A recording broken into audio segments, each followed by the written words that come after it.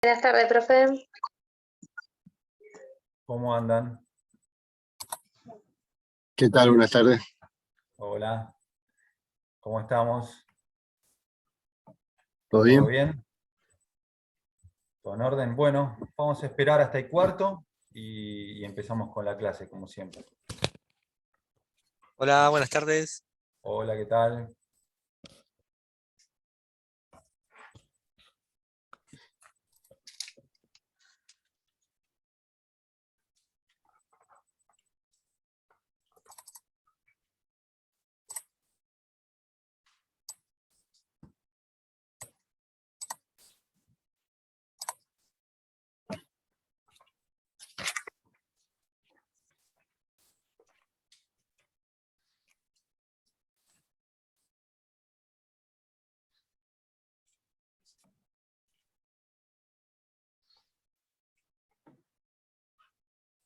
Hola, Elizabeth.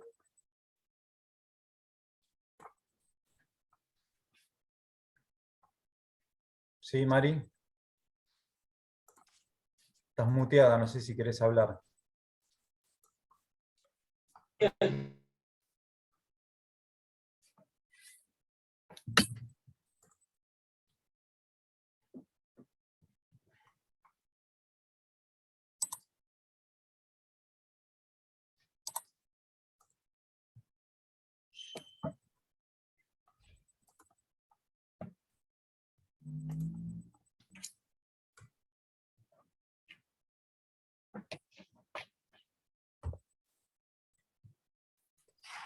Bueno, vamos a aprovechar.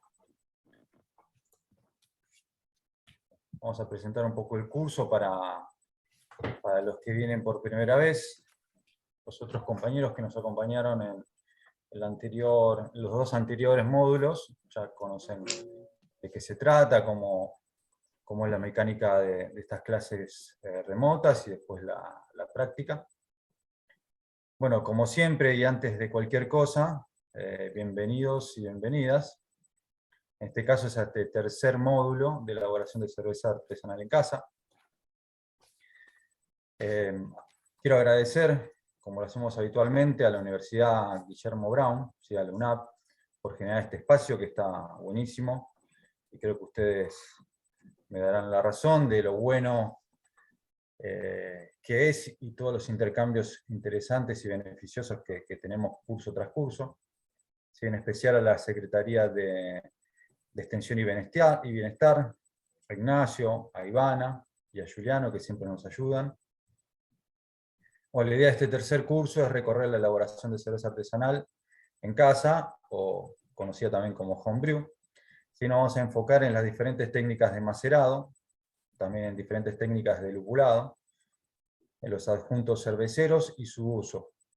Y finalmente vamos a concentrarnos en la gestión de las levaduras cerveceras. Durante todo el curso vamos a repasar algunas herramientas de uso habitual para la planificación y el control en la elaboración de alimentos en general. Para aquellos que no me conocen, bueno, mi nombre es Pablo Fernández. Yo me dedico a la gestión de los agroalimentos, ¿sí? Puntualmente a la gestión de la calidad y la seguridad de los agroalimentos. Trabajo para el CONICET, en un instituto que está compartido entre en la Universidad de Buenos Aires, compartido entre la Facultad Veterinaria y de Agronomía. ¿Sí? Me dedico a todos estos temas de calidad e inocuidad en alimentos. Y lo más importante para este curso, para ustedes, es que soy cervecero. ¿Sí? También me dedico a hacer algunas actividades de consultoría y asesoría para microcervecerías, enfocándonos en diferentes cosas, pero bueno, lo que más me gusta a mí es la gestión de la calidad y la inocuidad, ¿sí? En este caso de cervecerías artesanales. Quiero recalcar que es importante para el aprendizaje de ustedes que asistan a estas 4 clases remotas y al encuentro práctico que vamos a tener. En este tercer curso vamos a tener un guía de cocción entero. ¿Sí? Vamos a moler, vamos a macerar, vamos a hervir ese mosto, a editar los clarificantes de olla. Ahí vamos a ver un poquito de diferentes técnicas de lupulado.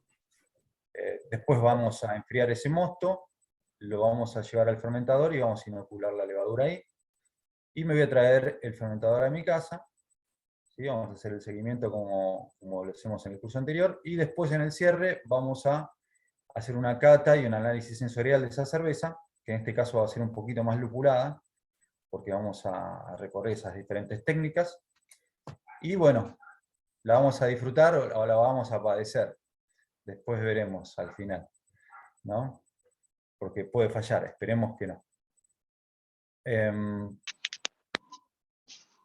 Bueno, como decíamos desde el primer curso, si este es el tercero y va a cerrar este ciclo con este tercer curso, la idea es ir sumando cursos interconectados, ¿sí? De elaboración de cerveza artesanal en casa, prácticos y teóricos.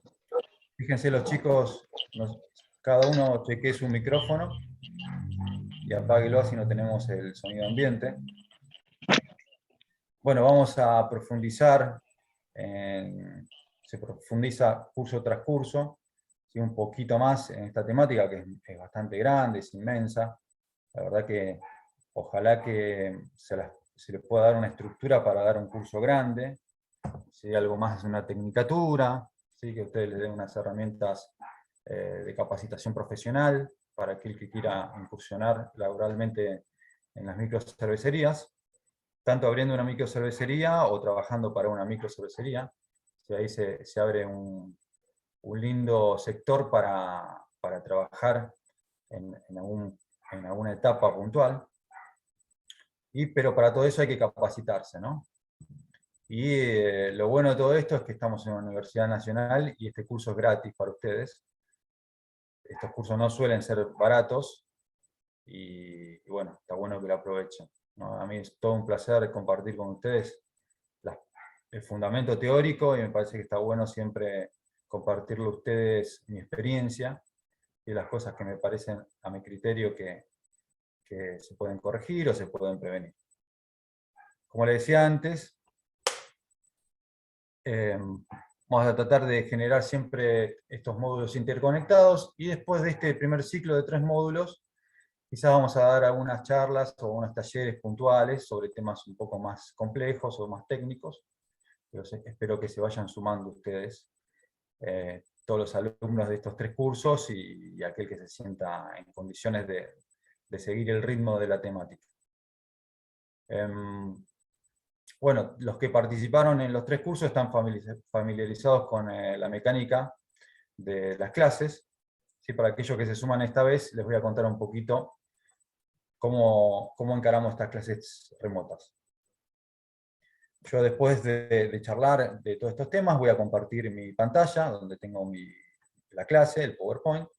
Voy a apagar mi cámara y voy a desarrollar toda la clase. Si en algún momento de esa clase vamos a parar un poquito, vamos a aprovechar para descansar, y les voy a hacer algunas preguntas, si son unas encuestas que las van a responder directamente desde su pantalla de celular o de la computadora, y vamos a seguir. Las dudas que a ustedes les surjan a lo largo de la clase, las pueden ir escribiendo en el chat, ¿sí? Siempre al final de clase abrimos un espacio de consulta donde yo leo todas esas preguntas que se van sumando y dudas en el chat, y en la medida de lo posible voy a tratar de responderle todas esas consultas. Bueno, como siempre les digo, es muy importante que entren al campus, ¿sí? De la universidad, el campus de extensión, y después de cada clase, que yo le voy a habilitar, concluye esta clase hoy a la tardecito, tipo 9, 10 o mañana a la mañana, voy a habilitar las autoevaluaciones. Son 5 preguntas de verdadero o falso, bastante simples, y es importante que ustedes las respondan porque de esas respuestas después nosotros nos guiamos para emitir los certificados de participación. Y son preguntas que son autoevaluaciones, es decir, no hay calificación. Ustedes lo que pueden hacer es chequear, validar si entendieron lo que se dio en la clase, ¿sí? Y si bueno, le pifiaron bastante, la recomendación es tratar de ver la grabación que va a aparecer el lunes. Todos los lunes aparece la grabación de esta clase, y repasar los conceptos. Porque lo importante es que ustedes vayan sumando de a poquito, paso a paso, diferentes conceptos de forma incremental, y de esa forma, poco a poco, más allá de que se equivoquen quizás en alguna pregunta, vayan afianzando el conocimiento. Así que bueno, acuérdense, después de la clase voy a habilitar, después de cada una de las clases voy a habilitar las autoevaluaciones, complétenlas, y a partir del lunes, generalmente por la mañana, por la tarde, está la grabación ya colgada en el campus para que las vuelvan a ver. Traten de verlas porque siempre nos perdemos algo, ¿sí? En todas las clases, reuniones, seminarios, congresos, donde uno está, no puede seguir todo, va tomando nota, pero bueno, siempre algo nos perdemos. Yo voy a tratar de sumarle algunos videos recomendados de YouTube que me parecen a mi criterio interesantes para que vean, y alguna que otra bibliografía clase por clase. Bueno, dicho esto, yo voy a apagar mi cámara para tener mejor banda y voy a compartir con ustedes la presentación. Dígame que se escuchó todo bien, ¿no? Sí, profe. Buenísimo. Me quedo tranquilo, Sí, porque a bárbaro. veces hablo Perfecto. y me queda la duda de si se ve o no se ve. O si se Perfecto. escucha. Bueno, voy a compartir con ustedes la clase.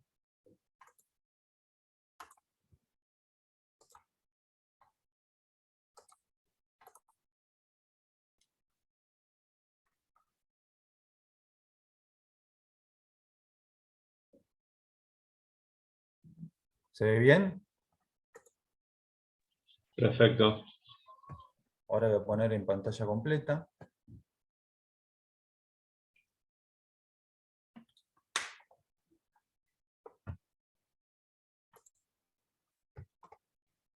¿Ahí se ve completo? Sí, perfecto. Perfecto. Sí, perfecto. Bueno, chicos, arranquemos. Como les decía, en un principio este es el tercer módulo, ¿sí?, de la serie de elaboración de cerveza artesanal en casa. La idea es repetir estos 3 módulos a lo largo de los años, ¿sí?, quizás 2 veces, 3 veces, de acuerdo a la demanda. Yo me dedico a la gestión de los agroalimentos, en general, puntualmente a la gestión de la calidad y la inocuidad, y soy cervecero artesanal, ¿sí? También me dedico de forma independiente a asesorar y dar algunas consultorías a microcervecerías. Bueno, en esta primera clase del tercer módulo vamos a recorrer las diferentes técnicas de macerado, ¿sí?, que se usan hoy en día y que se usaron en mayor o en menor medida a lo largo de la historia de la elaboración de cerveza. Bueno, ¿qué son las técnicas de macerado? Aquellos que tienen una idea, y que aquellos que participaron de los anteriores cursos tienen una idea general, y bueno, cada uno habrá profundizado un poco más, un poco menos. Lo vimos en el trabajo práctico del módulo anterior, donde hicimos un macerado. Pero en términos generales, vamos a empezar hablando de una descripción en general, ¿sí? ¿Qué le aporta cada técnica de macerado al mosto y a la cerveza final? ¿Sí? Una de las cosas que nos interesan es cómo puedo yo ir jugando como elaborador, como cervecero, con las diferentes técnicas, si es que las necesito, para lograr diferentes cosas en mi cerveza, ¿sí? De acuerdo al estilo que esté elaborando, porque hay estilos que necesitan aplicar una técnica de macerado puntual. Por ejemplo, las lagers les viene muy bien siempre hacer una decocción. ¿Sí? Que vamos a ver por qué, lo vamos a ver un poquito más adelante. Entonces, como les decía antes, ¿qué le aporta cada técnica al mosto y a la cerveza final? Las actividades clave para lograrlo, ¿sí?, para lograr un macerado eficiente, los criterios para elegir ese macerado, y la correlación de las técnicas con las diferentes escuelas cerveceras. ¿Sí? La función del macerado, en términos generales, es activar las enzimas que ya están presentes en la malta, para que estas enzimas conviertan los azúcares complejos, que no son fermentables por nuestra levadura tradicional, por las Saccharomyces, en azúcares simples que sí son fermentables. Lo que buscamos en esta etapa es lograr un rango de temperatura o temperaturas para activar a la mayoría de estas enzimas.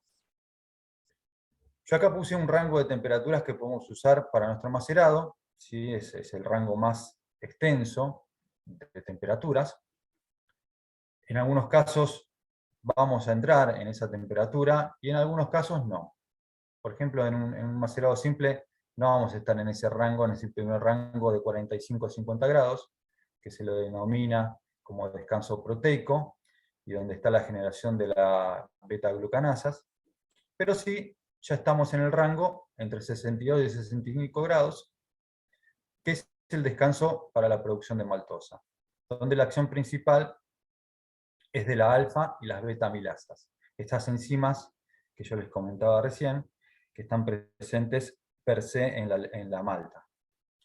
Después, en el rango de los 70 a 75 grados, hay un descanso para la sacarificación, que es en donde se genera la mayor cantidad de otros azúcares que no son maltos. Y al final, con el lavado de los granos, que vamos a aplicar una temperatura de agua de proceso entre 75 y 78, ¿sí? Vamos a lograr extraer la mayor cantidad de azúcares remanentes en nuestra cama de granos. Bueno, vamos a hacer otra descripción un poquito más detallada del macerado. Cuando estamos macerando, mezclamos la malta con agua de proceso, entonces los almidones comienzan a gelatinizarse como resultado de la combinación de calor y acción enzimática. Si el calor se lo aplicamos con nuestra agua de proceso. Y la acción enzimática es responsable por la acción de estas enzimas que nosotros activamos a diferentes temperaturas. El rango de temperatura promedio para la gelatinización de la cebada es de entre 60 a 65 grados. Pero este fenómeno puede producir también en el rango de 55 a 67 grados. Depende principalmente de la variedad de la cebada, de las condiciones de la cosecha de ese lote y su proceso de malteado. Es decir, que no tenemos mucho control sobre la capacidad de las enzimas y de la transformación de esos azúcares complejos a azúcares simples, siempre hablando de un control absoluto, ¿no? Podemos tener un control bastante grande, pero no absoluto. Los adjuntos cerveceros, que lo vamos a ver en la tercera clase, no malteados como el maíz, el arroz o el trigo crudo, se gelatinizan a diferentes temperaturas o diferentes perfiles de temperaturas que la malta de cebada. Para combinarlos en el macerado, deberíamos cocinarlos previamente a la maceración. Por suerte para nosotros, ¿sí?, los elaboradores de cerveza artesanal y también para las microcervecerías, las hojuelas de estos cereales que usamos como adjuntos cerveceros son fáciles de conseguir, ¿sí?, en el supermercado, en la dietética o en el proveedor de insumos cerveceros, y están previamente cocidas, es decir que no tenemos que hacer esa cocción previa, como decíamos en el párrafo anterior, para incorporarlo en el mash, en el macerado. Entonces las podemos usar directamente con el macerado de la malta. Por ejemplo, podemos tener un gris de malta donde le incluimos avena, le incluimos trigo, o le incluimos un poco de maíz y un poco de arroz. ¿Sí? El arroz, generalmente la cáscara de arroz, se utiliza como material filtrante para clarificar mostos muy, muy compactos, como las NEIPA, las Hazy IPA, los New England, que tiene mucha cebada, mucho trigo, muchas proteínas, se gelatiniza mucho, entonces nos ayuda a filtrar ese mosto en la cama de siembra y nos prevenimos cualquier taponamiento. Bueno, ahora vamos a recorrer un poquito las enzimas que enumeramos anteriormente. Vamos a arrancar por la alfa-amilasa. ¿Sí? Luego de la gelatinización, que sucede en el rango de 45 a 50 grados, la enzima alfa-amilasa comienza a crear las cadenas largas de almidones en pequeñas cadenas de 6 u 8 unidades de glucosa, llamadas dextrinas. ¿Sí? Estas dextrinas son fácilmente procesadas por otras enzimas, la beta-amilasa, la alfa-glucosidasa y la dextrinasa límite para la conversión de azúcares. ¿Sí? Es como un pasamano, una posta. Primero van a actuar las alfa-amilasas, después las beta-amilasas, la alfa-glucosidasa y la dextrinasa al límite al final para convertir la mayor cantidad de azúcares complejos en azúcares simples, ¿sí? Aptos para que nuestra levadura Saccharomyces la pueda fermentar.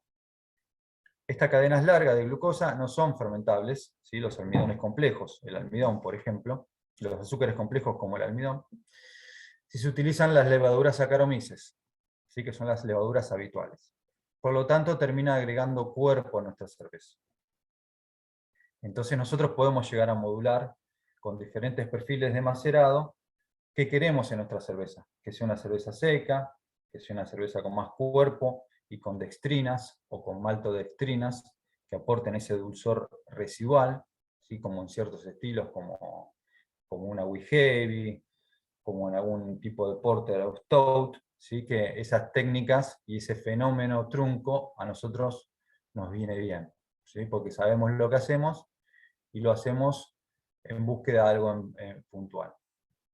Entonces, como decíamos, las dextrinas, estos azúcares no fermentables, si utilizamos Saccharomyces, las Saccharomyces no la pueden metabolizar y terminan agregándole cuerpo a la cerveza. Sin embargo, estas cadenas pueden ser procesadas por levaduras diferentes, y las Brettanomyces o las bacterias utilizadas para fermentar cervezas mixtas o cervezas salvajes, como el Lactobacillus o el Pediococcus. Voy a ver si al final de este curso voy a llevar una cerveza de fermentación mixta mía, ¿sí? Que hice con fermentación natural, fermentada con las levaduras de aire, ¿no? En este caso del fondo de mi suegro, que tiene muchos árboles frutales, y ahí la van a conocer el perfil de una cerveza de este estilo, ¿sí? Fermentada con Saccharomyces, Brettanomyces, Lactobacillus, Pediococcus. Es un estilo de cerveza que poco a poco se va sumando a la oferta de cervezas artesanales en el mundo y acá en Argentina, ¿sí? Las famosas cervezas sours. Bueno, estas levaduras y estas bacterias son las que intentamos usar en nuestro favor cuando elaboramos cervezas de fermentación espontánea, mixta o de la escuela lámbica, como les decía recién, ¿sí? Las Saccharomyces no logran metabolizar las dextrinas, pero este tipo de levaduras sí, porque terminan dando una cerveza bastante seca y con cuerpo bastante liviano. Bueno, una vez que trabajan las alfamilasas, van a empezar a trabajar las betamilasas. La enzima betamilasa se encarga de quebrar cadenas de glucosa en cadenas más pequeñas de 2 unidades de glucosa, denominadas maltosa, ¿sí? Es el azúcar principal de la maceración de la cebada malteada, ¿sí? Antes veíamos que reducía el algodón, el almidón, en cadenas de 6 a 8 unidades, ahora en 2 unidades. Este tipo de azúcar es fermentable, es el que nosotros buscamos principalmente, por lo tanto un mosto compuesto principalmente por estos azúcares será altamente fermentable y resultará en una cerveza seca. Después tenemos la dextrinasa al límite, que es una enzima que también quebra almidones en cadenas más pequeñas, ayudando a la betamilasa a hacer un trabajo mejor, pero al igual que la alfamilasa no genera maltosa. Quizás estos términos les pueden parecer tediosos, pero está bueno repasarlos, después vuelvan a leerlos, principalmente para entender qué sucede en un macerado y cómo va cambiando todo eso, ¿sí? De acuerdo a la maceración, a la temperatura de maceración y al pH. ¿Sí? Que es lo que son las herramientas que nosotros tenemos para ir guiando ese macerado hacia el lado que a nosotros nos interesa. Las enzimas son principalmente influenciadas durante la maceración por diferentes temperaturas, aunque el pH también influye un poco, ¿sí? Como siempre digo, el pH es muy importante ajustarlo en la maceración. Estas enzimas, recordemos, alfamilasa, betamilasa, dextrinas límite, ¿sí? Por ejemplo, la alfamilasa es resistente al calor y es muy estable, la que primero empieza a trabajar, y es capaz de trabajar hasta temperaturas de 71 grados, ¿sí? Casi a la temperatura del mash out. La betamilasa es inestable y durante la maceración es gradualmente destruida por el calor. ¿sí? Si vamos aumentando, si hacemos un macerado escalonado, vamos a aumentar la temperatura y la vamos a ir destruyendo poco a poco. Esta enzima, la betamilasa, trabaja muy bien a una temperatura de 65 grados, pero muere a partir de la temperatura de 68 grados. Fíjense que son 3 grados de diferencia. La destrinasa límite usualmente trabaja a pH bajos, ¿sí? Esto es un rango de pH que siempre recomiendo, entre 5,1 y 5,2, para simplificarlo, digamos, a 5, pero se inhibe en pH más altos.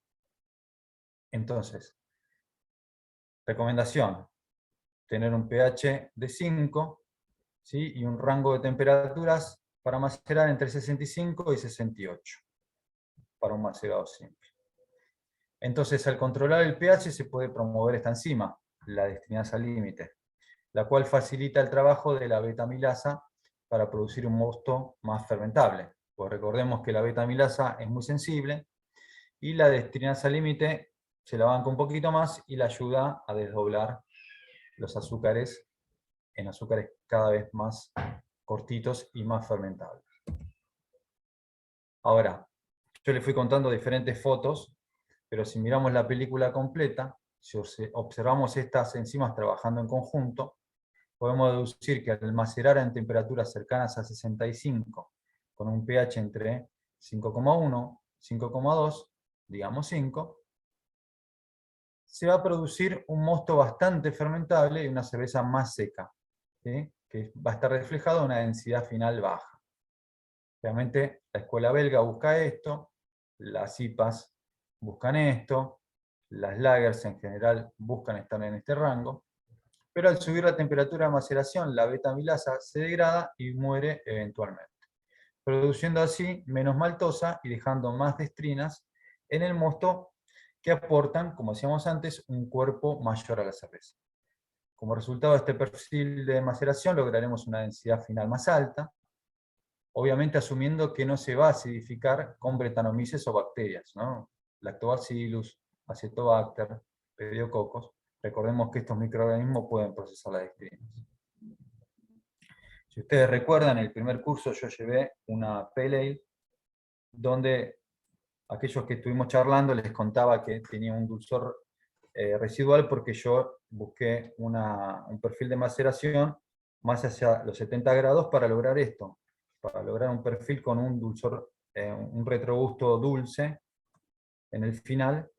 Y después en el segundo curso hicimos una Pale Ale seca, porque maceramos en 60 grados, 68 grados, y era el mismo estilo, pero eran dos cervezas totalmente diferentes. Entonces, como modulando el macerado puedo lograr dos versiones del mismo estilo, ¿sí? Una un poquito más dulzona, o con un final dulce, y otra más seca, donde el amargor se notaba mucho más, solamente modulando la temperatura de maceración. Y acá yo cito a uno de los cerveceros más conocidos en la actualidad, que es Charlie Branford, que es profesor de la Escuela de Cervecería de la Universidad de California, de la UC Davis. Y él dice, no importa qué tanto esfuerzo hagamos para controlar las variables y obtener un mosto fermentable, solo lograremos un 80% de fermentabilidad. Es decir, más allá de que nosotros nos enfermemos, nos obsesionemos con procesos, con un montón de cosas,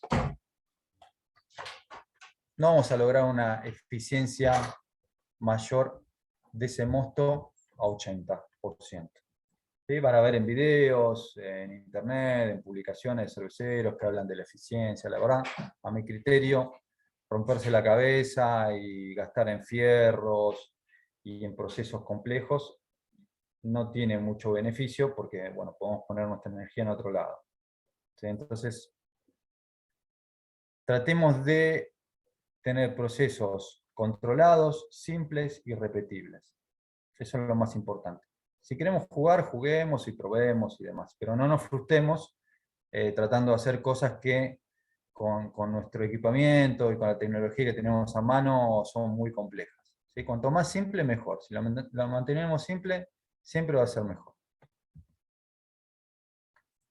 Bueno, acá puse una foto, un popurrí de cosas. En el centro tenemos un macerador. Ahí están, ya el cervecero terminó de macerar. Este macerador es de una cervecería artesanal de Bélgica, Phantom, que es muy conocida por sus cervezas muy personales. Miren la cantidad de malta que sale de ese macerador, bastante artesanal ese macerador.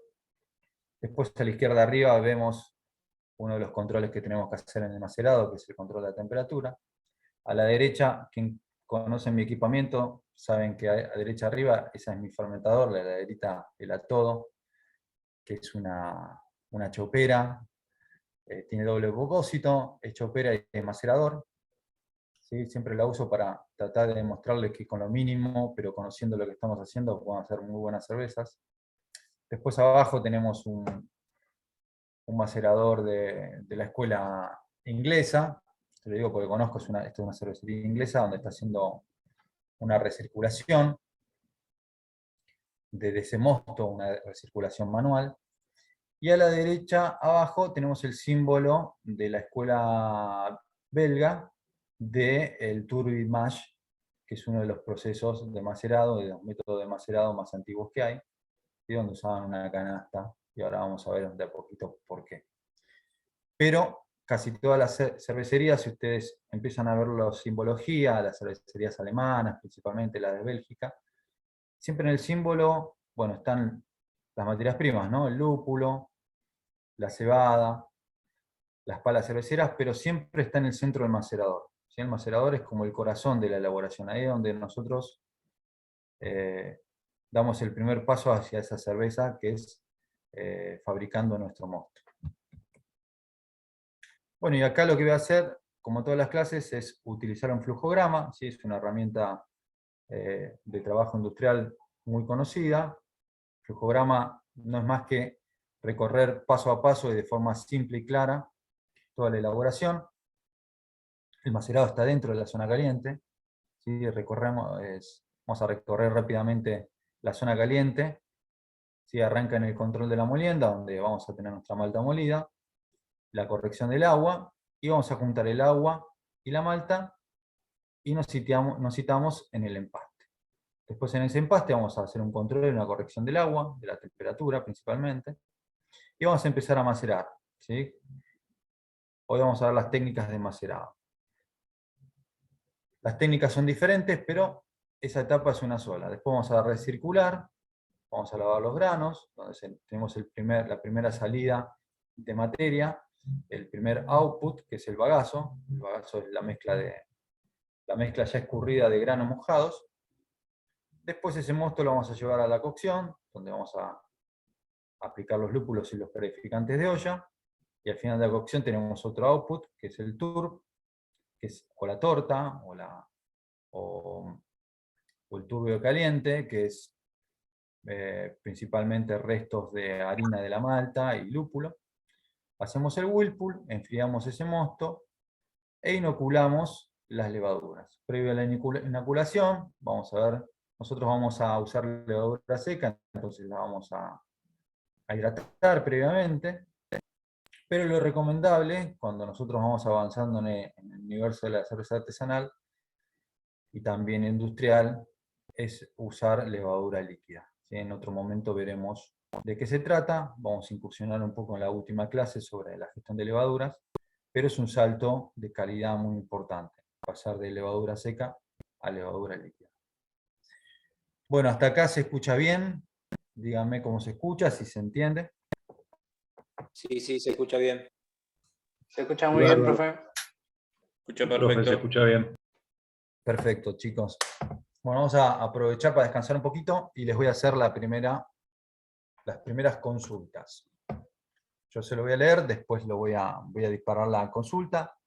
Ustedes van a empezar a votar, o a responder en realidad, porque son preguntas simples. Bueno, la primera encuesta es: ¿participaste en los anteriores cursos de elaboración de cerveza artesanal en casa? La respuesta es sí o no. Y la segunda pregunta es: ¿participaste en los dos módulos anteriores? Y aquellos que participaban en uno, ponen que no. Y aquellos que efectivamente participaron de los dos, pongan que sí. Estas son todas, es información que a nosotros nos ayuda para ir mejorando clase tras clase y módulo tras módulo el contenido que les estamos dando a ustedes y hacerlos cada vez más interesantes. Así que yo ahora voy a iniciar la votación y pueden empezar a contestar.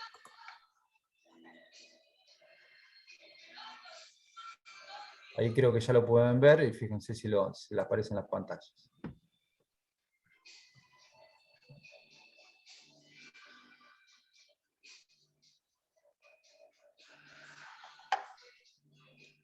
Vayan escribiendo las consultas que les surjan en el chat.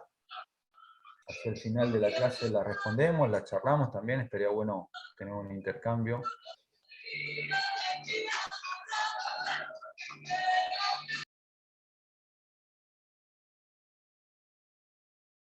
Bueno, ya casi votó la mayoría. Vamos a esperar un poquito más.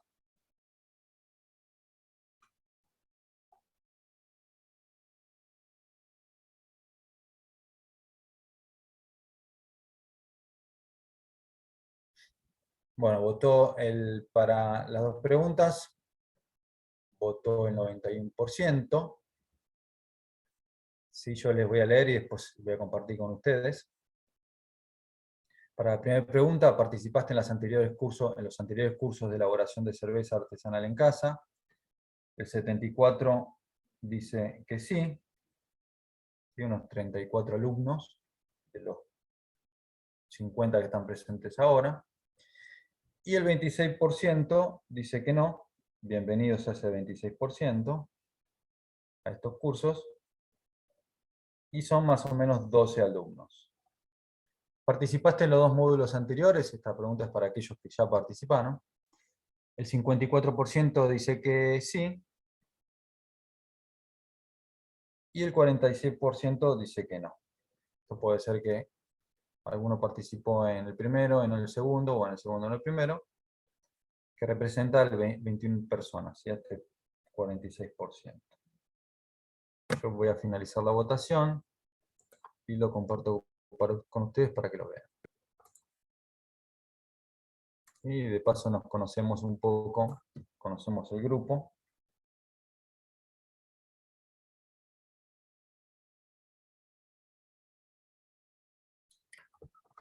Bueno, perfecto. Voy a detener la votación y vamos a seguir con la presentación.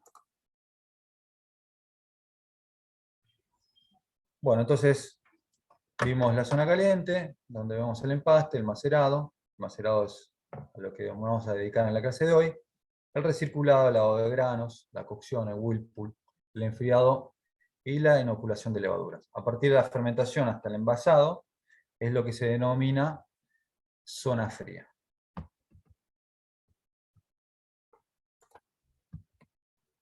Bueno, ahora vamos a empezar a ver los diferentes tipos de macerado. ¿Sí? Vamos a tratar de no profundizar mucho, pero tratando de describirlos con el mayor detalle, ¿no? Como para que se entienda. Bueno, macerado simple, ¿qué es? ¿Cómo lograrlo y qué le aporta a nuestro mosto y a la cerveza final? Lo que podemos decir del macerado simple es que es una técnica de macerado, y es la técnica de macerado más utilizada por los cerveceros artesanales en la actualidad. Por un lado, esta técnica logra una alta conversión de azúcares complejos, ¿sí? No fermentables, en azúcares simples, fermentables. Entonces es eficaz y bastante eficiente. Por otro lado, libera al cervecero de la necesidad de controlar las rampas de temperatura o la decocción de los granos, como veremos en otras técnicas más adelante. El objetivo principal de esta técnica es lograr una temperatura intermedia para sacar provecho de la mayor activación de las enzimas. Por lo tanto, la mayor conversión de azúcares complejos a simples. ¿Sí? Con una metodología bastante simple, como lo dice el título del macerado. El rango más usado para la maceración simple va entre 65 y 70 grados. Entonces, como decía hace un ratito, más allá de que nos vamos a anclar en una temperatura, podemos jugar con ese rango entre 65 y 70 para ver si queremos un mosto muy fermentable que nos va a dar una cerveza seca, un mosto intermedio o un mosto poco fermentable que nos va a dar una levadura con mayor densidad final, con más cuerpo, y con un poquito de retrogusto o de flavor a azúcares residuales.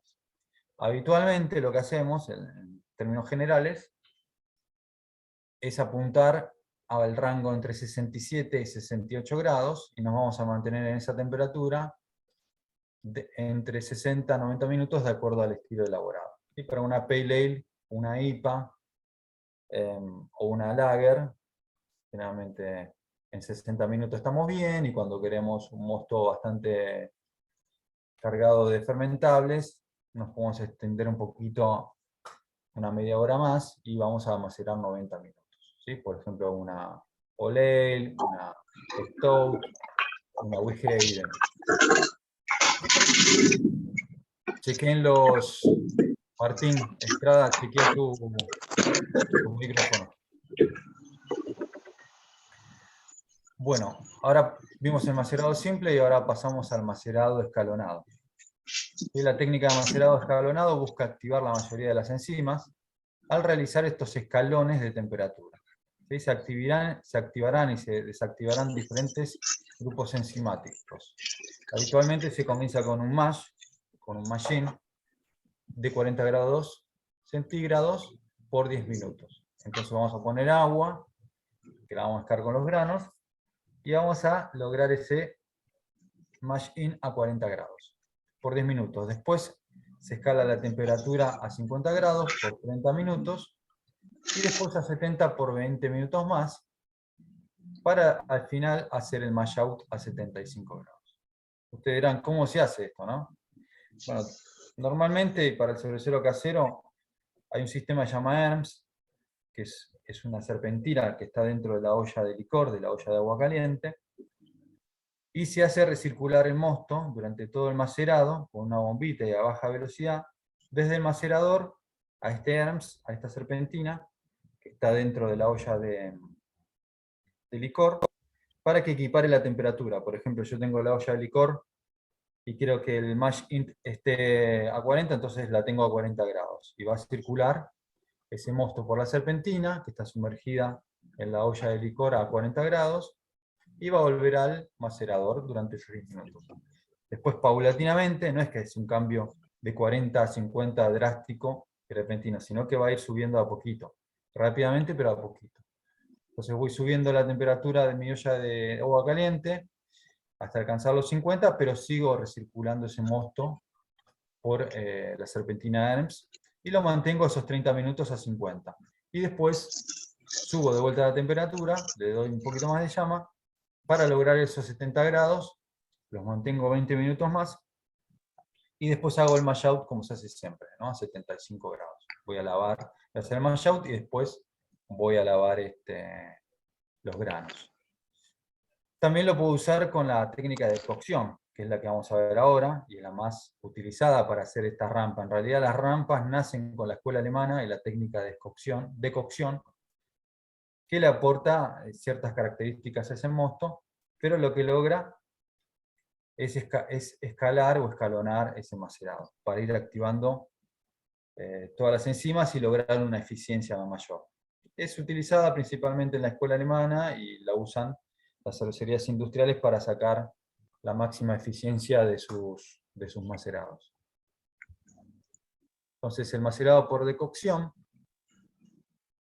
es una técnica de macerado que busca lograr un escalonado similar al anterior, pero para aumentar la temperatura de cada escalón, se agrega al macerado la mezcla de agua y granos que se está hirviendo en paralelo. ¿Sí? Habitualmente, ¿qué hace el cervecero?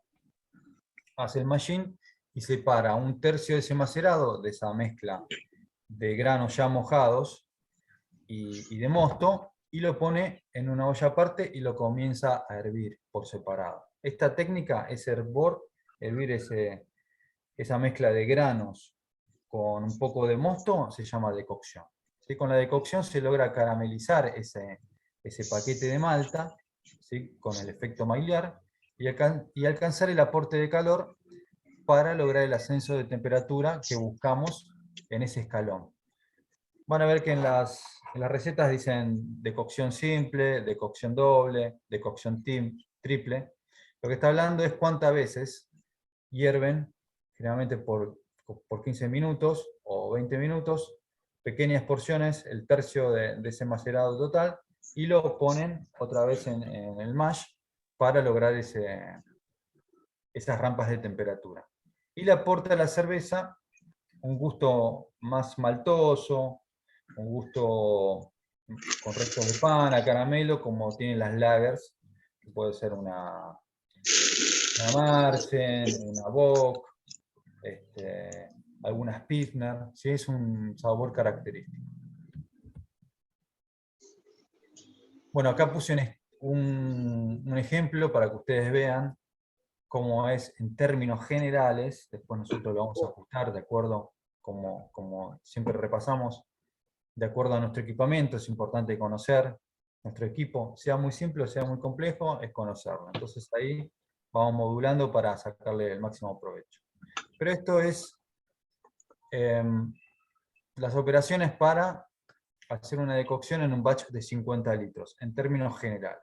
¿Sí? Primero vamos a hacer el reposo de proteínas, vamos a mezclar 35 litros de agua a 55 grados con la malta, para lograr la temperatura target de 50 grados. ¿Sí? Y lo dejamos reposar por 20 minutos. Ese es el primer escalón. ¿Sí? Recuerden que cuando nosotros hacemos un macerado, siempre buscamos una temperatura mayor a la que queremos, la mayor del agua de proceso, a la que queremos llegar con nuestro macerado. Cuando hicimos el anterior TP, llevamos el agua a 75, 76 grados, y nuestra temperatura target eran 68. Le dimos en la tecla, y bueno, logramos macerar a 68 grados. ¿Por qué? Porque yo conozco mi equipo, y conozco cómo se comporta. Más allá de que sea una olla viejita y una heladerita, lo conozco y puedo lograr las técnicas que son adecuadas para esa elaboración. Entonces, después del reposo de proteínas, y pasados esos 30 minutos, en los cuales mantuvimos a 50 grados el macerado, hacemos la extracción de azúcares fermentables. Sacamos 15 litros de ese macerado, de ese tercio, mosto y cereal, en un recipiente aparte, y lo hacemos hervir por 15 minutos. Esa es la decocción. Después incorporamos esa mezcla de cereal y agua a la maceración, y buscaremos que la temperatura suba desde 50 a 68 grados, ¿sí? Lo vamos a mantener durante 60 minutos. Vean que este macerado ya es más largo, ¿no? No es un macerado simple de 60 minutos. Ya estamos en 90 y vamos a pasar los 90 minutos. Para el final de la maceración, extraemos 10 litros de esa mezcla de mosto y cereal.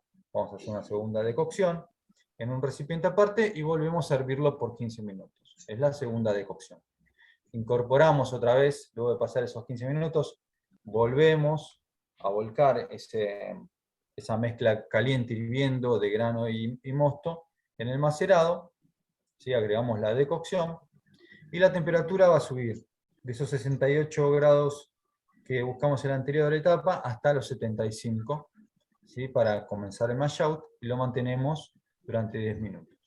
Y después hacemos, como siempre, el lavado. ¿Sí? Vamos a lavar la cama de granos con 35 litros de agua a 75 grados.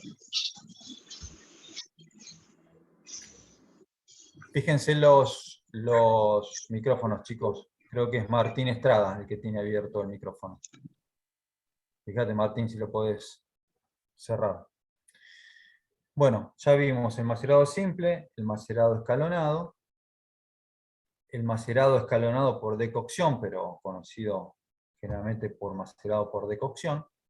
Y ahora vamos a ver una técnica que es poco usada, pero me gustó traerla acá para que la conozcan, porque hay poca información. ¿Sí? A veces se habla mucho, que es el macerado turbio, o el turbid mash. Y les quiero contar un poco la historia, para que también repasemos cómo el cervecero se tiene que ir adaptando, y donde muchas cosas interesantes nacen desde la carencia, ¿no?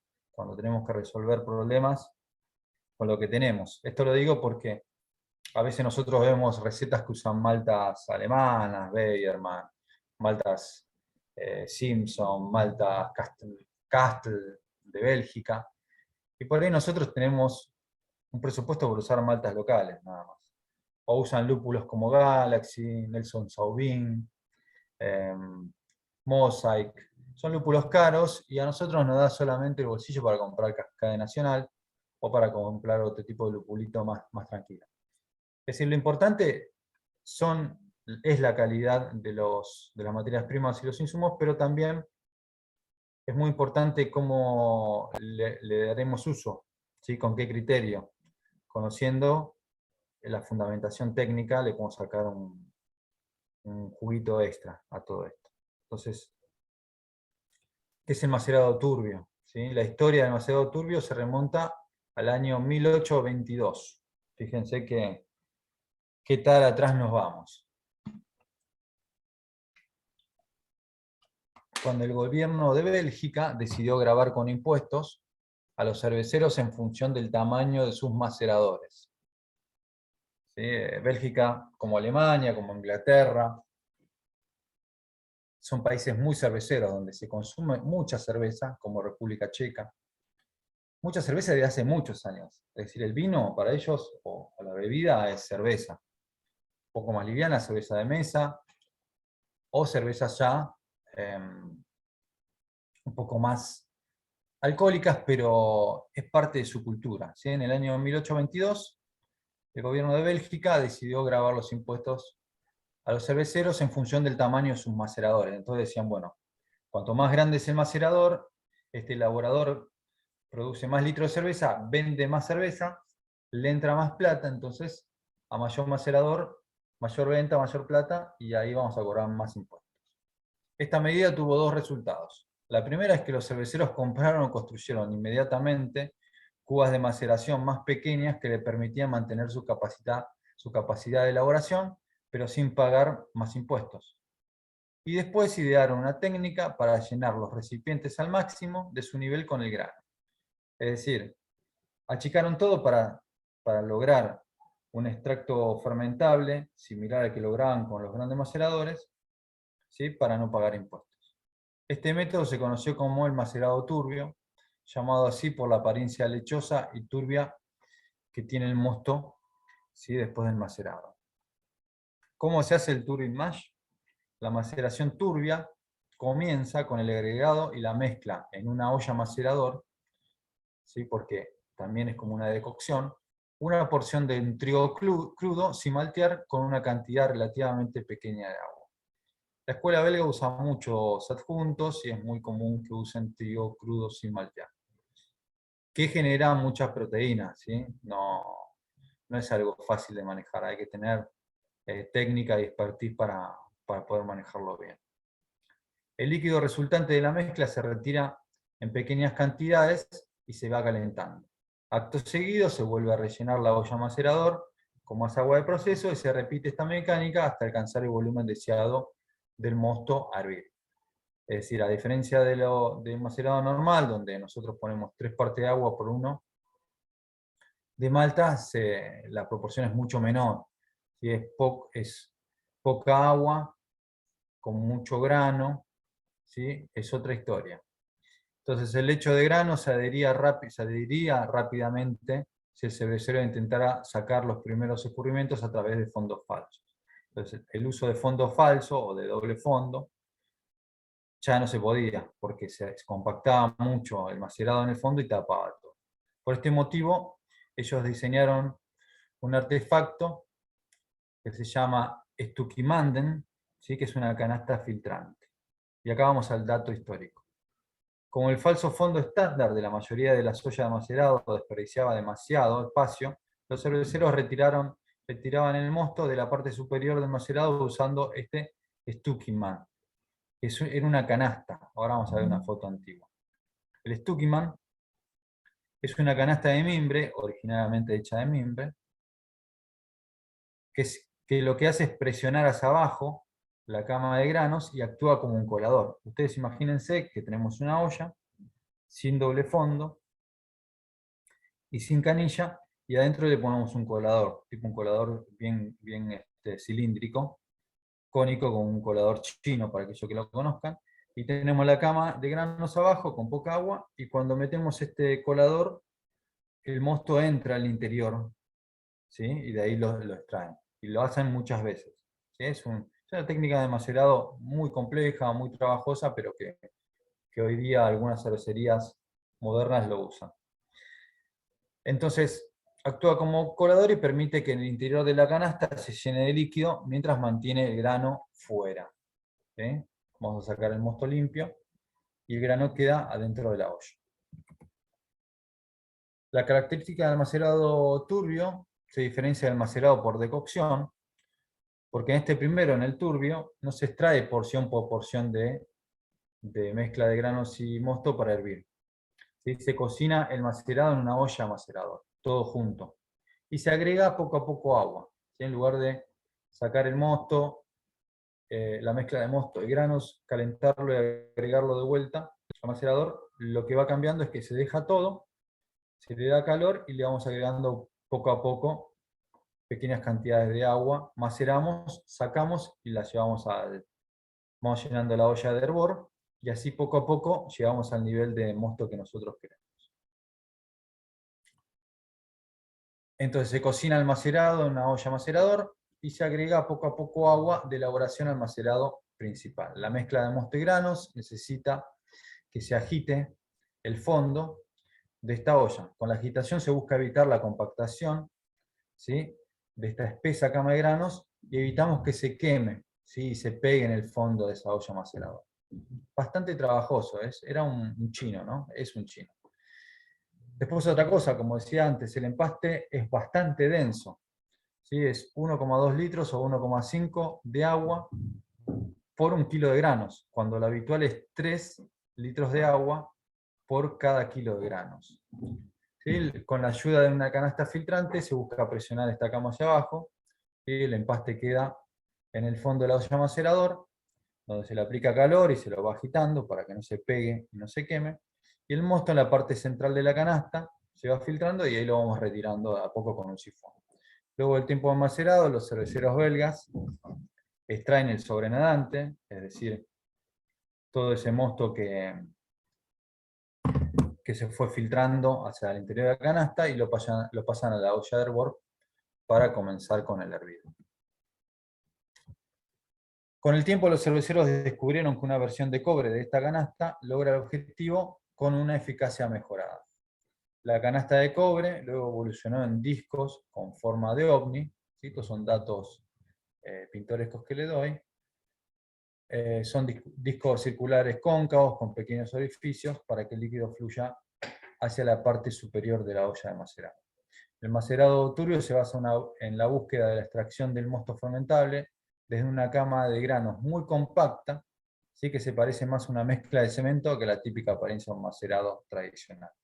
¿Sí? Es un bodoque de maltas.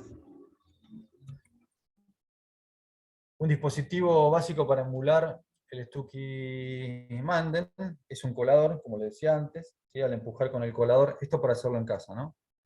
Al empujar el colador hacia abajo, sobre la parte superior del lecho de grano, de la cama de granos, el líquido libre se filtra hasta arriba y ahí lo podemos extraer con un sifón. Si bien el impuesto belga fue derogado en el año 1885, muchos cerveceros de lambic tradicionales aún emplean el macerado turbio para hacer sus wild ales.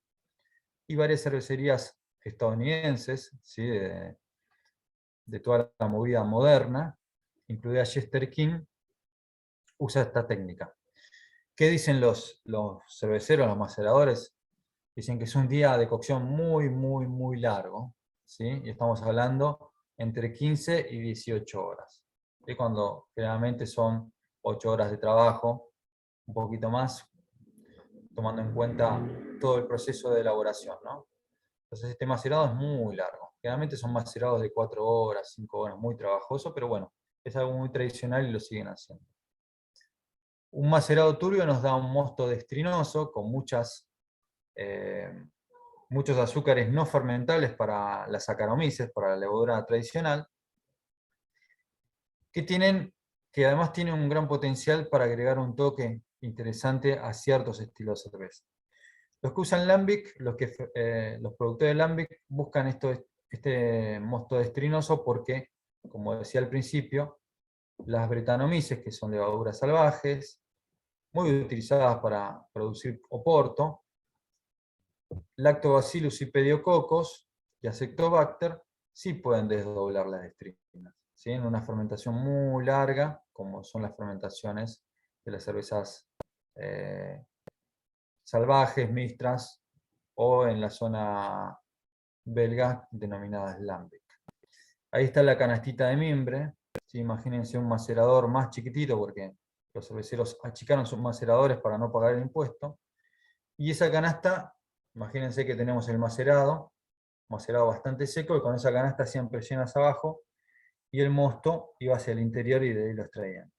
Ahí tenemos una foto de una copa de Chester King. Vean cómo queda el macerado. Parece un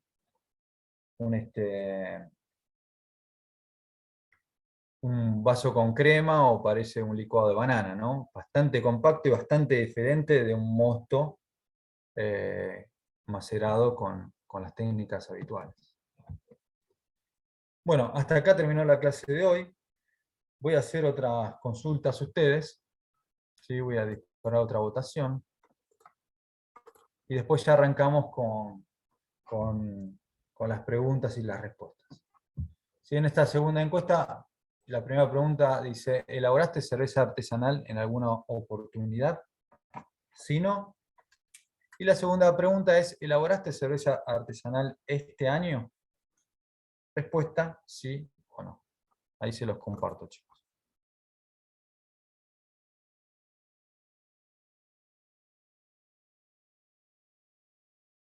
Pueden ir votando. ¿Se escuchó bien la clase? ¿Les pareció pesada? ¿Muy técnica? No, se escuchó bien, ¿eh? No, se escucha bien. No, no, Bien, bastante todo bien, interesante. Sí, estimo que estos son temas que hay que releerlos, hay que investigarlos. Traje lo del Turbo Image porque muchas veces cuando uno se va metiendo en el tema, a veces aparece y hay muy poca información, porque es una técnica bastante engorrosa y olvidada, casi desaparecida, pero bueno. Poco a poco, aquellos que quieren hacer cervezas o emular cervezas lámbicas, la reflotaron, ¿no? Y la empezaron a investigar. Bueno, votaron 38 de 47, vamos a esperar un poquito más para tener la mayor cantidad de votaciones. ¿Sí? Sepan que es un mundo muy amplio, como cualquier elaboración de alimentos: la cerveza, el vino, la sidra, y de más fermentados, obviamente también el whisky y todos los destilados. Es un universo bastante complejo que está bueno recorrerlo. Muchas de estas cosas nunca la van a aplicar, ¿sí? Por ahí nunca van a aplicar un macerado turbio o un macerado por decocción, pero es importante que lo conozcan y sepan que está, porque cada una de estas técnicas de macerado nos devuelve un mosto con ciertas características.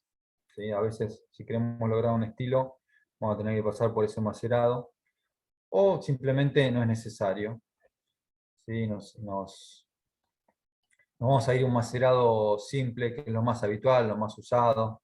Hoy por hoy las maltas ya vienen muy modificadas y aportan flavors similares a una decocción o un macerado escalonado. Bueno, votaron 40 de 45. Vamos a ver cómo salió. Bueno, ¿elaboraste cerveza artesanal en alguna oportunidad? El 38% dice que sí. El 63%, 25 personas, dice que no. Bueno, ojalá que después de este curso les pique el bichito y quieran hacer cerveza, que se animen, porque muchos están metidos con el tema de la elaboración de cerveza, pero por una cosa o la otra les cuesta hacer la primera cocción. La segunda pregunta era: ¿elaboraste cerveza artesanal este año? El 29%, 12 de 41 dicen que sí. Y el 71% dice que no. Bueno, vamos a tratar de contagiarlos y que se animen a elaborar cerveza. Bueno, voy a finalizar la votación y voy a compartir con ustedes los resultados. Y vamos a ver qué tenemos en el chat. Bueno, les recuerdo, ¿ahí se ve el resultado bien? Sí. Sí. Sí, se ve. Sí. Buenísimo. Voy a detener acá y les voy a contar que vamos a tener un TP, ¿sí? Después de la clase que viene, es decir, el sábado que viene vamos a tener esa cocción, yo en el grupo, para aquellos que es la primera vez que están, tenemos un grupo de WhatsApp desde el primer módulo. Si alguno de los compañeros, si me puede hacer la gauchada de pegar el acceso en el chat. En ese grupo vamos coordinando cosas, detalles, ¿sí? Para los trabajos prácticos. Este TP va a ser el sábado que viene. Va a ser un TP largo en la sede de Somellera, ahí cerca de la estación de Adrogué, donde vamos a hacer una cocción extremo a extremo, punta a punta. Largo, se pueden llevar mate, algo para comer, vamos a estar en la parte de atrás, tratando de mantener el orden, la limpieza y dejar todo como lo recibimos cuando llegamos. Y ahí vamos a tener la oportunidad de charlar, de hablar un poco más de todo. Ahí Lucas puso el link para WhatsApp, así que aquellos que no están en el grupo, les recomiendo que se metan porque después queda ese grupo y nos vamos pasando información, reuniones, cosas interesantes.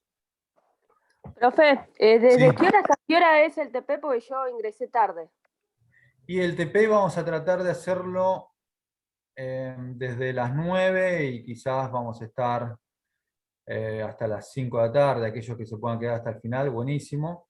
Aquel que Bueno. no puede venir un ratito, péguese una vuelta, que está bueno, más aquellos que nunca elaboraron cerveza, para que Profe, vean todas las etapas, ¿no? Y cómo organizarse, cómo planificar, cómo hacer las cosas ordenadas. Y de paso Bueno. charlamos un poco de todo. profe, una consulta. Sí. ¿Por qué no alcancé a escuchar? ¿Esto sería el sábado siguiente?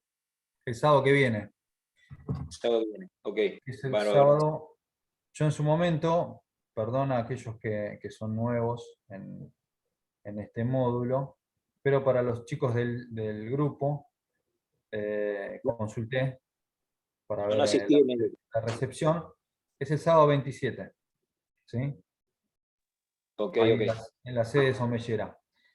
Igualmente, si no pueden estar todo el día, vénganse un ratito, estén ahí, vean cómo se elabora, qué etapa enganchan, me avisan, yo les cuento, si ya comenzamos, les cuento qué etapa ya pasamos, en qué instancia nos encontramos, ¿sí? Como para que tengan una idea visual, pues esto está bueno verlo, la elaboración es práctica, ¿sí? Hay que tener una base teórica como estos cursos remotos, que están buenos porque nosotros la verdad que desde nuestras casas podemos participar de una clase, yo como docente darle desde mi casa, o donde me encuentre, y ustedes también no tienen que movilizarse hasta la sede, que a veces es complicado, ¿no?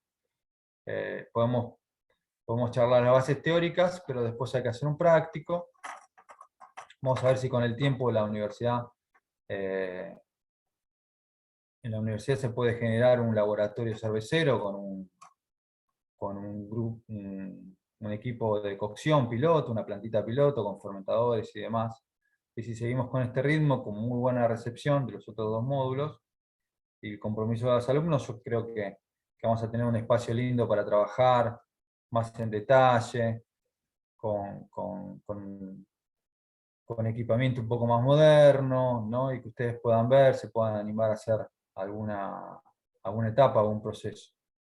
Entonces así, es el 27, el sábado que viene, va a arrancar a la mañana, yo la clase que viene le voy a dar los detalles del horario y demás, pero en el grupo de WhatsApp siempre los mantengo informados por ahí. Bueno, voy a empezar a leer las consultas, a ver si las podemos ayudar.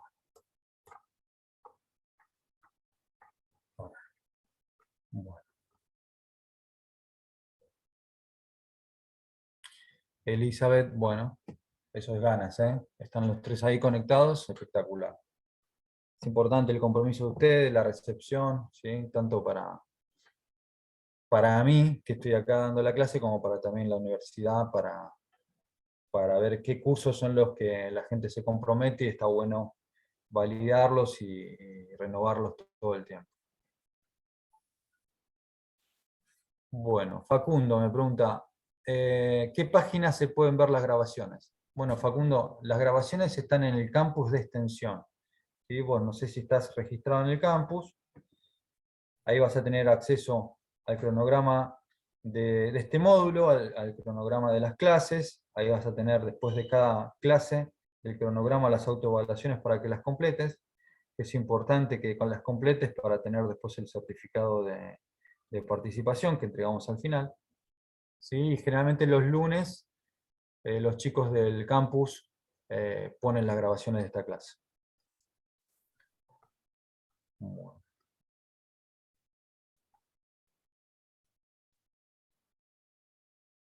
Ok.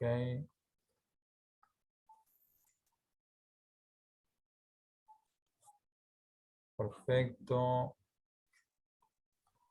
A ver si encontramos alguna consulta cervecera. Lucas. ¿Es el último nivel? Sí, para este ciclo sí. Sí, va a ser el último nivel. No queremos seguir complejizando más. ¿Sí? Después seguramente para todos los que hicieron los 3 niveles van a ser avisados si hay alguna capacitación puntual porque quedan muchos temas afuera. ¿Sí? Un tema de equipamiento, de procesos estandarizados de limpieza y sanitización. Hay muchas cosas, carbonatación artificial, levaduras líquidas, como le decía, la gestión de las levaduras líquidas, cómo hacer recuento, hay muchas cosas. ¿Sí? La idea es que este curso vaya creciendo y se transforme en algo más estructurado, más largo, más profesional. ¿Sí? Empezar con estos cursos fue una forma de sondear la recepción de la gente, ¿sí? Si se interesaban con el curso, si interesante, si sentían que les aportaba cosas. Este tipo de curso de formación puede quedar en la elaboración de cerveza en casa, como puede ser también a futuro una salida laboral, ¿no? Toda la cultura cervecera, de cervecería artesanal, vino para quedarse. ¿Sí? La cerveza es la bebida alcohólica más consumida del mundo. ¿Sí? Argentina no es la excepción en eso, por suerte.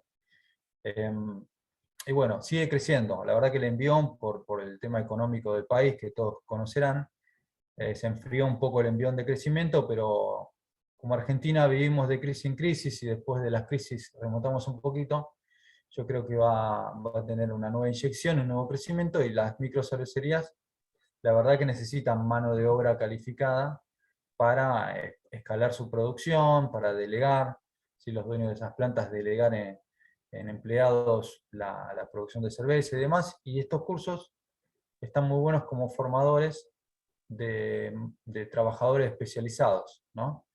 Profe, una Así que pregunta. bueno, sí.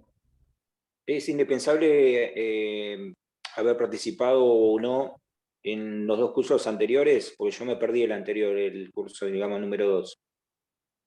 Es indispensable quizás si no entendés nada. Yo te diría que te quedes, porque yo trato de recorrer y volver a temas que vimos en otros módulos, Sí, y quizás que puedas ir al TP, donde vas a ver ahí cómo se elabora cerveza en vivo, ¿no? ok. Con todos los tiempos. Lo ideal es Sí, una que práctica tengo, de si hecho. nunca No tengo otra hiciste, cuestión. pero si nunca hiciste, está bueno que hagas el recorrido de los 3 cursos, ¿no? Donde vamos viendo detalles, hablamos de la historia de la elaboración de cerveza,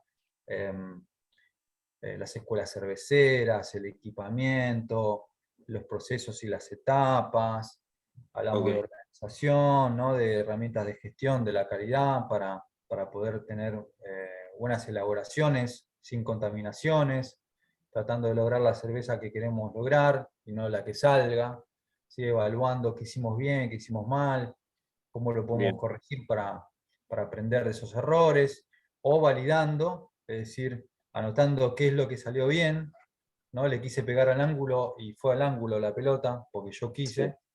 ¿No? Después cada uno sabe si fue al ángulo porque quisiste o porque te salió así.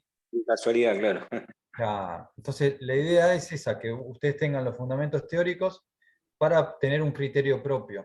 Después cada cervecero, esto es como gastronomía. Cada cervecero va a elaborar la cerveza que le gusta, ¿sí? Cuando lo tiene como hobby.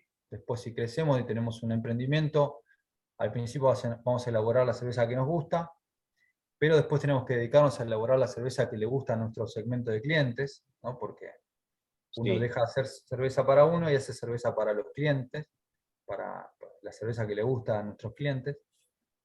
Entonces, bueno, ahí vamos probando diferentes estilos, poniendo a punto el equipamiento, ¿no? Hay un montón de cosas. Es todo un camino. Para aquel que nunca hizo, lo recomendable es hacer los 3 módulos. Vos podés quedarte en este módulo y después sí. cuando se activa otra vez el ciclo, anotarte otra vez, ¿sí? A Y los hacer un cursos. curso general, Y claro. yo te diría que te quedes, después ves vos, pero que te quedes porque no es tan técnico. Quizás lo que hablé hoy, si nunca escuchaste nada de maceración ni de enzimas, de por qué las activamos, cómo las activamos, es como mucha información. Pero la Claro. verdad que hay muchos videos en YouTube que te pueden ayudar un poquito. Yo después voy a poner algunos que me parecen a mí que son claros, porque así como hay muchos que son enroscados, son temas que no son fáciles de explicar, o que se ponen muy profundos. Entonces hay de todo, ¿no? Como en Sí, Internet y muy en YouTube clínico.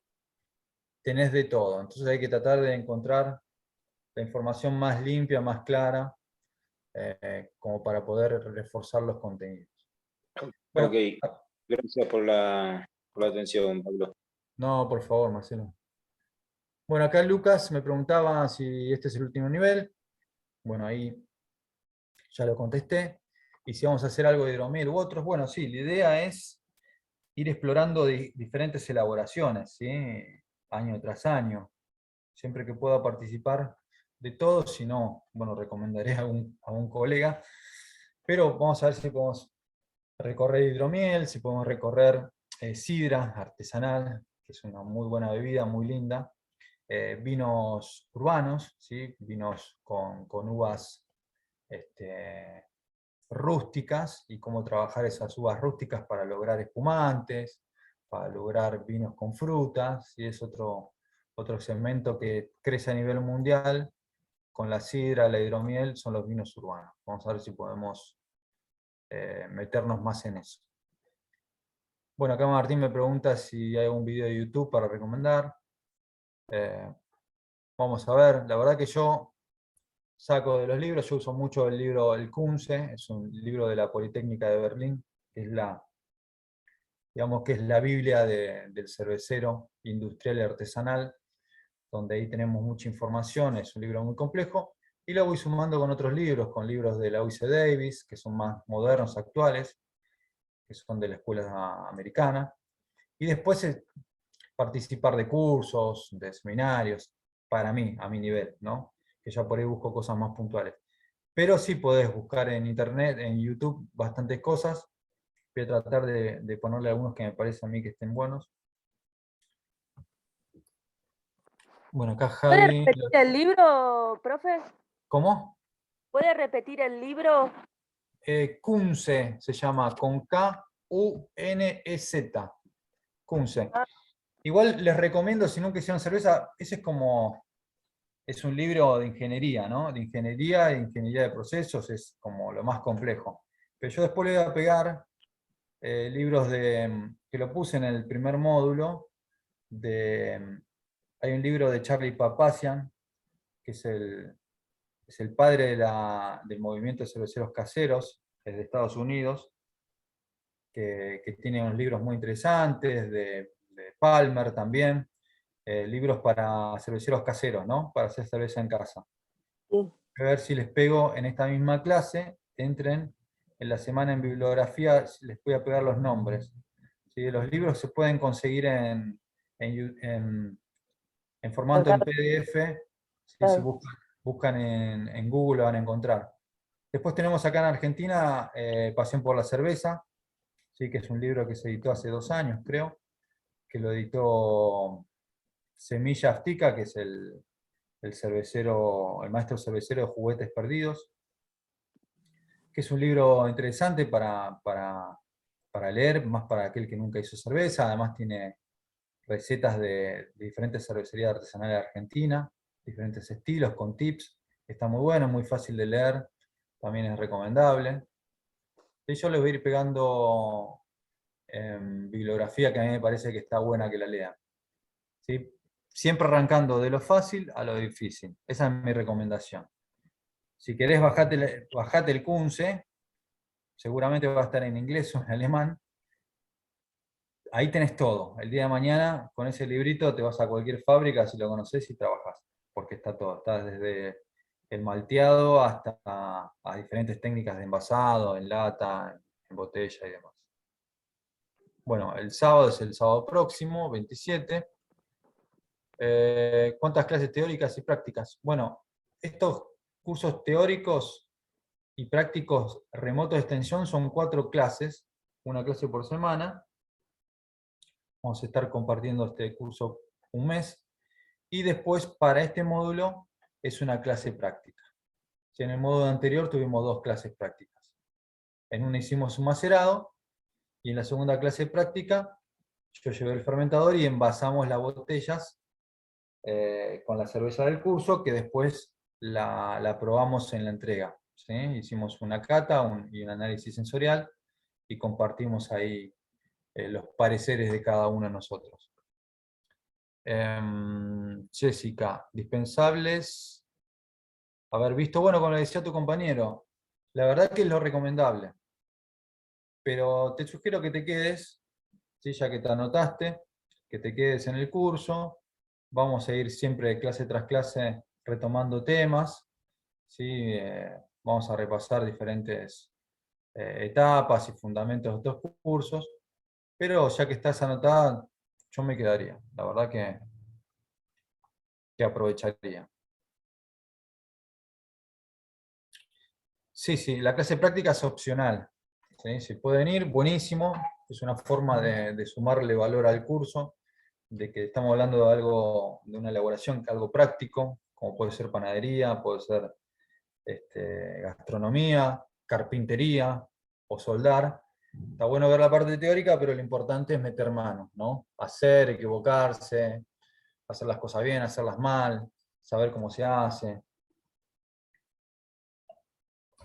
Bueno, Carlos me pregunta, para el uso de adjuntos, como por ejemplo arroz, ¿debe ser de qué tipo?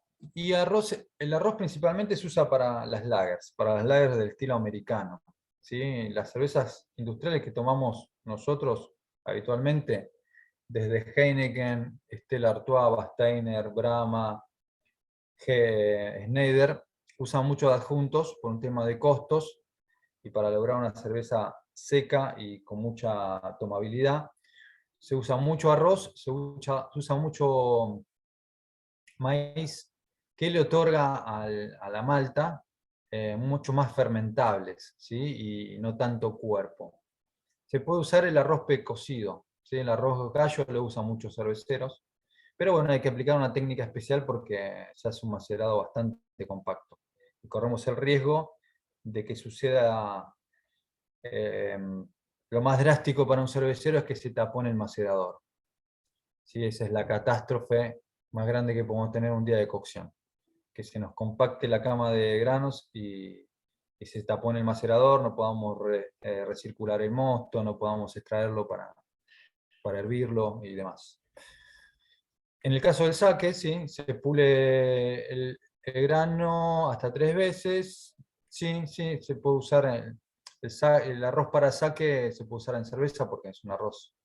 O la técnica para usar el arroz busca lo mismo, busca que se genere un mosto fermentable. Claro, sí, la resaca, digamos.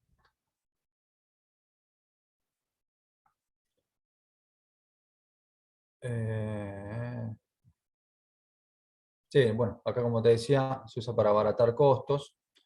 ¿Sí? Se puede usar para las pilsner, ¿no? Que buscan ese cuerpo liviano, ese cuerpo que le aporta que es liviano. Cuando uno toma una cerveza artesanal, pilsner hecha artesanal, y después toma una cerveza pilsner industrial, se da cuenta de que son dos mundos totalmente diferentes.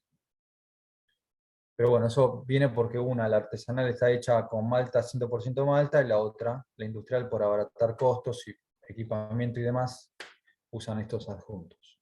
Pero le podemos sacar provecho al adjunto, ¿eh? El adjunto no es pecado. ¿Sí? Depende de lo que queremos lograr, podemos usar adjuntos. ¿Se hará algún curso sobre los pasos después del fermentador? Bueno, en todos los cursos repasamos la elaboración extremo a extremo, toda la trazabilidad, desde la elección de la receta, ¿sí? Yo voy a fundamentar por qué elegimos la receta, y vamos a usar una Pale Ale porque es la más simple de todas, y está bueno explorar la simplicidad para después ir complejizando. Como les decía, la primera que yo traje, que no la vimos, porque fue una introducción, el primer módulo, yo llevé una Pale Ale con cierto perfil de maceración y logré una cerveza puntual. En el curso anterior hicimos una Pale Ale con diferente perfil de maceración, con los mismos insumos y las mismas materias primas, y logramos una cerveza diferente, cambiando, como decía antes, solamente la temperatura de macerado. Y en esta vamos a usar la misma receta de Pale Ale del curso anterior, pero la vamos a lupular más fuertemente, ¿sí? No vamos a ir para el lado de una IPA. Yo después le voy a preguntar a ustedes si quieren que hagamos una IPA o hagamos una American Pale Ale, que es una Pale Ale pero lupulada en aroma y sabor y no con tanto amargo. Bueno, Miguel, Una doble IPA leyendo? sería, profe. ¿Cómo? Sí, decime, que no logré escucharte. ¿Qué comentabas? Una NEIPA, una American Pale Ale, ¿sí? Con menos amargor. La NEIPA está más parecida, cambia el cuerpo, el gris, busca una sedosidad en el cuerpo de la cerveza, pero lo que hace es aplicar técnicas de lupulado más parecidas a una Pale Ale que una IPA tradicional.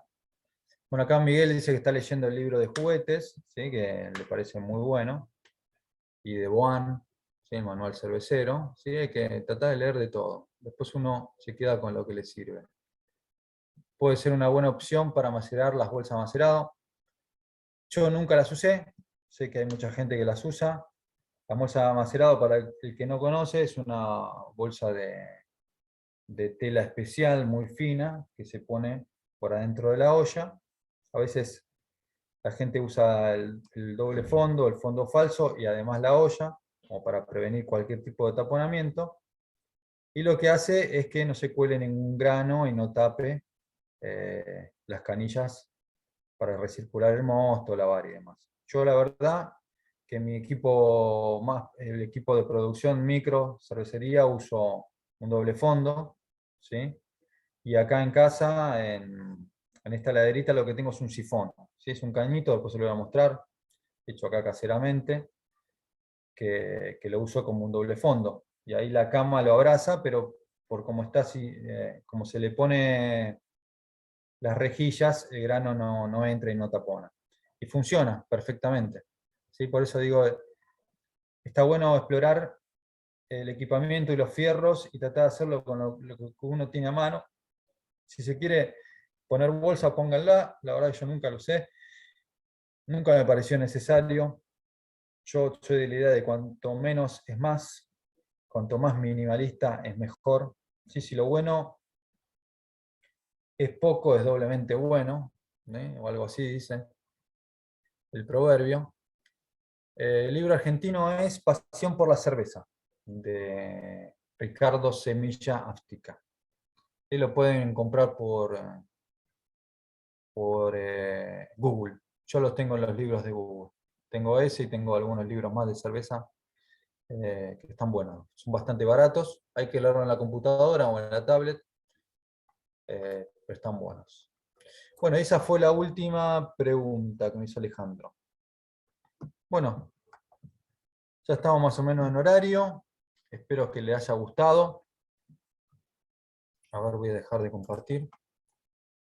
Para aquellos que se suman a este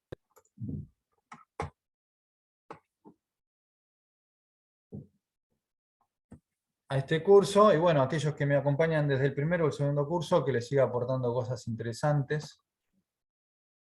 Nos vemos, súmense, aquellos que no están en el grupo, súmense al grupo de WhatsApp, ¿sí? Porque siempre seguimos las charlas por ahí, y hay un buen intercambio entre todos. Y bueno, ya estamos en condiciones de ir a tomar una cerveza. ¿Sí? Afuera o en casa. Arrancó el fin de semana, por lo menos para mí. Bueno, muchas gracias por acompañarnos y nos vemos la próxima semana, chicos. En Ok, el gracias, grupo profe. yo Gracias, voy- profe, muy buena. Chao, muchas gracias. Muchas gracias, buen fin de. Chicos, nos vemos el fin de que viene. Hasta el fin de que viene. Hasta el fin de... Muchas gracias, profe. De nada, si les quedó alguna consulta, pueden hacerla en el grupo, yo en la medida de lo posible las voy respondiendo.